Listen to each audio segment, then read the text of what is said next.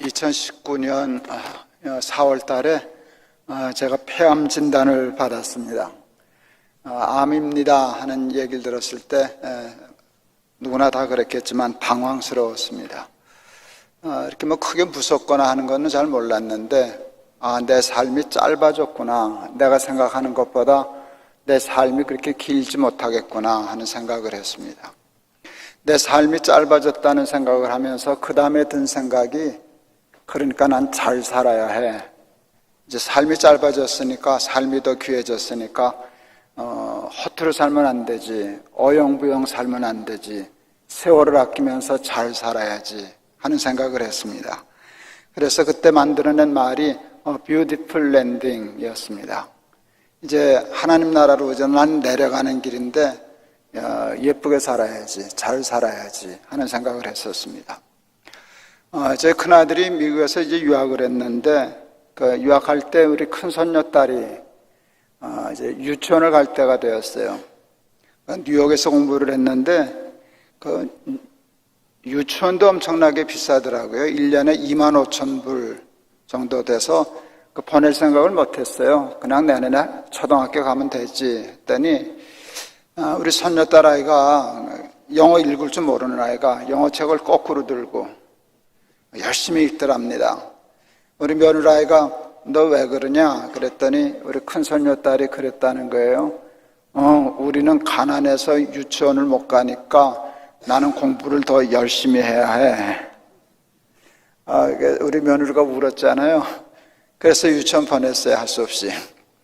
그 캐톨릭 교회에서 수녀님들이 하는 유치원이었는데 그건 1년에 한 6,000불 내면 된다 그래서 그거는 제가 감당할 수 있어서 유치원 보냈던 기억이 있는데, 우리는 가난해서 유치원을 못 가니까 나는 공부를 더 열심히 해야 해. 나는 암에 걸려서 이제 삶이 짧아졌으니까 더 잘 살아야 해. 이게 이제 일맥상통하는 집안 내력이 아닌가 생각했습니다. 오늘 성경이 너희는 어리석은 자가 되지 말고 지혜 있는 자 같이 하여 세월을 아끼라. 여러분, 지혜 중에 지혜는요, 세월을 아끼는 거예요. 사람들은 시간을 금이라, 시간을 돈이라 이렇게 얘기하는데, 시간은 그것보다 훨씬 더 귀한 거예요. 시간은 생명이에요. 제가 청년 중앙교회 이제 전도사, 부목사 생활할 때 저희 교회가 산동네에 있는 가난한 교회였습니다. 아주 가난한 분들이 많이 살았는데, 그 가난한 집 아이가 그 맹장이 터졌어요. 엄마가 걱정할까 봐 참다가 이 맹장이 터져서 복막염이 됐는데, 생명이 오락가락할 정도로 위급했습니다. 겨우 수술해서 살려놨습니다. 의사 선생님이 이제 고비를 넘겼습니다 하는 얘기를 듣고 제가 병실을 나오면서 이 자식 하마터면 죽을 뻔했네. 생명을 건졌잖아요. 근데 생명을 건졌다는 뜻이 뭘까를 그날 생각했어요. 그 아이 그때 12살인가 그랬는데, 생명을 건졌으니까 이제 그 아이는 안 죽는 거죠. 생명을 건진 사람은 안 죽죠. 그때 안 죽는 거죠. 언젠간 또 죽죠. 그래서 생명을 건졌다는 것은 안 죽는 게 아니라 시간이 연장됐다는 뜻이구나 하는 걸 알았어요. 그때 생명이 시간이라는 걸 알았어요. 세월을 아끼라고 하는 것은 너희 소중한 생명을 아껴서 살아라 하는 뜻이었어요. 돈 아까운 줄 모르고 돈 낭비하는 철부지들, 어리석은 사람이죠. 지혜로운 사람은 돈을 잘 관리하죠. 근데 돈을 낭비하는 것보다 훨씬 더 어리석은 것은 생명을 낭비하면서 사는 거예요. 천하보다 귀한 생명을 그냥 줄줄줄줄 흘리면서 허튼 짓 하고 쓸데없는 짓 하고 이렇게 낭비하면서 사는 것이 얼마나 어리석은 일인지 모르는데, 하나님은 우리에게 생명을 아껴 살아라, 세월을 아껴 살아라, 시간 아껴 살아라 이렇게 말씀을 주셨어요. 근데 세월을 아끼려고 하면 어떻게 해야 되나? 세월을 아끼라라고 하는 이 성경의 원문의 뜻은요, 주어진 기회를 잘 활용하시오라는 뜻입니다. 전혀 딴 말 같죠. 세월을 아끼라는 말과 주어진 기회를, 죄송합니다, 볼륨 조금만 낮춰주세요. 세월을 아끼라는 말과 주어진 기회를 잘 활용하라는 말이 전혀 딴 말 같죠? 근데 붙이면 딱 맞아요. 하나님이 기회를 주셨을 때 그걸 잘 활용하면 세월을 아낀 거예요. 하나님이 기회를 주셨는데 기회를 놓치면 세월을 낭비한 거예요. 그런데 여기 굉장히 중요한 것이 있어요. 주어진 기회라고 말씀하고 있어요. 학교 다닐 때 고등학교 선생님이 사람에게는 누구에게나 3번의 기회는 온다. 그런데 그 기회는 앞머리는 사자 같고 뒷머리는 대머리 같아서 앞에서 잡으면 잡히지만 어영부영 하다가 기회 놓치고 뒤에서 잡으려면 기회는 뒤에서 잡을 게 없다. 저는 좀 말 잘 듣는 은사 같은 게 있어요. 그런 말 들으면 난 그대로 하려고 덤벼들어요. 나는 3번째까지 안 놓친다. 첫 번째 오면 잡을 거다. 그러니까 이러고 기회가 안 오나 기회 올 때를 기다리고 살았어요. 근데 오늘 성경을 보니까 성경은 주어지는 기회를 기다리고 잡으라고 말씀하지 않고 주어진 기회를 활용하라고 말씀하는 거예요. 이게 굉장히 중요하죠. 여러분, 주어진 기회라는 말의 뜻이 뭔가 하면 수원제 물이 있어요. 그게 파이프라인을 타고 우리 집 수도꼭지까지 연결되어 있어요. 꼭지를 틀면 물 몇 분 만에 나와요? 몇 분 기다려야 나와요? 그냥 나오잖아요. 그건 무슨 뜻이에요? 수원지에서부터 우리 집 수도꼭지까지 물의 빈틈이 있어요, 없어요? 꽉 차 있다는 거예요. 이게 주어진 기회라는 말의 뜻이 그런 거예요. 기회는 3번 있다. 이게 사탄이 속이는 거예요. 우리의 온 삶은 기회로 가득 차 있어요. 그걸 틀면 나오는 거예요. 그러니까 기회를 기다리는 사람은 주어진 기회를 놓치는 거예요. 그래서 주어지는 기회가 아니라 주어진 기회를 잘 활용하시오. 이렇게 됐어요. 그런데 정말 우리의 온 인생이 다 기회로 꽉 차 있을까요? 그렇지 않은 것 같아요. 좋을 때도 있지만 나쁠 때도 있잖아요. 제가 건강한 때도 있었지만 암에 걸린 때도 있었잖아요. 제 기회가 암에 걸려서 전 죽다 살았는데, 정말 죽다 살았는데 그 죽다 살 만큼 고생한 암도 나한테 기회였을까요? 내 기회는 암의 완치 판정받는 때가 아닐까요? 사람들은 다 그렇게 생각하는데 하나님은 그렇게 생각 안 하셔요. 다 기회다. 그런데 주어진 기회를 잘 활용하기 위해서 열쇠처럼 주신 귀한 말씀이 있어요. 그게 뭔가 하면 주의 뜻이 무엇인가 이해하라 라는 것이에요. 모든 일에는 주의 뜻이 있어요. 예수 믿는 사람들에게는 우연이라는 게 없어요. 우연이 있으려면 이런 조건이 충족돼야 돼요. 하나님이 안 계시든가, 하나님이 계셔도 무능하시든가, 전능하셔도 나를 사랑하지 않으시든가, 이런 조건이 충족되면 우연한 일이 일어나요. 그런데 하나님이 계셔요. 하나님이 전능하셔요. 하나님이 모르고 하나님이 원치 않는 일이 일어날 수 없어요. 하나님이 전능하셔도 우리를 사랑하지 않으시면 관심이 없으시니까 하나님 생각지 않았던 일이 나한테 일어날 수 있어요. 너 언제 암에 걸렸냐? 너 암에 걸렸었니? 이런 거 없어요. 그건 하나님은 우리의 머리카락을 세시고 눈동자처럼 지키시는 분이기 때문에 우연은 있을 수 없어요. 그 모든 것에는 하나님의 뜻이 있어요. 그런데 하나님의 뜻은 다 기회예요. 고난당한 것이 내게 유익이라 이로 인하여 내가 주의 율례를 깨닫게 되었나이다. 여러분, 주의 뜻을 깨달으니까 고난도 유익한 일이 됐다는 게 성경의 고백이거든요. 정말로 그래요. 제가 처음 담임 목회, 제가 34살에 담임 목사가 됐는데 거기에 안수 집사님 한 분이 계셨어요. 아버님이 농촌에서 개척교회만 하던 가난한 목사님 아들이셨어요. 우리 집사님이 너무 가난해 지겨워서 대학도 안 가고 고등학교 졸업하자마자 사업을 시작하셨어요. 근데 우리 집사님은 돈 버는 은사가 있으셨던 것 같아요. 너무너무 사업이 잘 됐대요.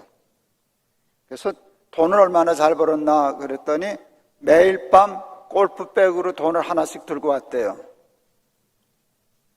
놀라지도 않으시네. 여러분, 골프백에 돈이 얼마나 들어갈까요? 그거 한 달에 하나만 벌어도 큰 부자인데 매일 들고 와가지고 그때는 지폐 세는 기계가 없었대요. 돈 세는. 그래서 그 부인 집사님하고 돈 세다가 지쳐서 자고 냈었대요. 우리 그러잖아요. 돈 세다 잠들고 싶어라 뭐 그랬는데, 정말 그런 이제 갓 20된 청년이 골프백으로 돈을 하나씩 가져오고 돈 세다가 잠이 들고 뭐 이제 그럴 정도가 됐으니까, 그렇게 되면 하나님하고 점점 더 가까워지게 될까요? 세상과 점점 더 가까워지게 될까요? 하나님 없이도 살 것 같거든.